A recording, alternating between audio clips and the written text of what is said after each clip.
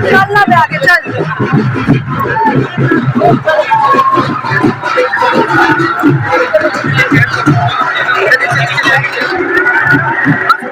जन सुराज के सूत्रधार प्रशांत किशोर अपने पदयात्रा के क्रम में भिरहा पहुंचे। रोसड़ा प्रखंड के भिरहा गांव में हजारों की भीड़ को संबोधित करते हुए प्रशांत किशोर ने कहा कि हम वर्षों से वही करते आ रहे हैं जो हमें नहीं करना चाहिए था।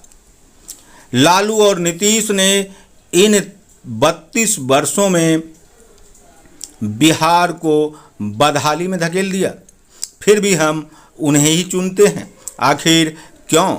हमें यह बदलाव लाना होगा। हमें शिक्षा, स्वास्थ्य जैसी समस्याओं को सुधारना होगा। प्रशांत किशोर ने लोगों को संबोधित करते हुए कहा कि बिहार में सरकार बदलने की बात है, वैसे तो हम वोट मांगने अभी नहीं आए हैं, हम आपको जागृत करने आए हैं। इस दौरान भिरहा के मंच पर जन सुराज के प्रशांत किशोर का स्वागत करने वालों में काफ़ी गणमान्य लोगों की उपस्थिति देखी गई और लोगों ने इन्हें शाल, चादर, माला आदि से सम्मानित किया। इस दौरान प्रशांत किशोर ने क्या कुछ कहा और वे कैसा बिहार चाहते हैं, यह आप स्वयं सुने। बहुत ज्यादा अनुभवी और समझदार है। आप में बैठा हुआ कौन आदमी नहीं जानता है कि बिहार में क्या समस्या है? सबको मालूम है। सबको मालूम है कि बिहार में बहुत भ्रष्टाचार है। सबको मालूम है कि यहाँ बच्चों के पढ़ने की व्यवस्था नहीं है। सबको मालूम है कि यहाँ रोजगार नहीं है, लेकिन फिर भी ये सुधर नहीं रहा है। ये क्यों नहीं सुधर रहा है, यही बताने का अभियान है। हम आपसे वोट नहीं मांग रहे, हम आपसे वोट नहीं मांग रहे, आपको ये बताने आए हैं, ये समझाने आए हैं कि पिछले 40-50 साल से जिस गरीबी बदहाली में आप लोग जी रहे हैं, इससे बाहर कैसे निकल सकते हैं।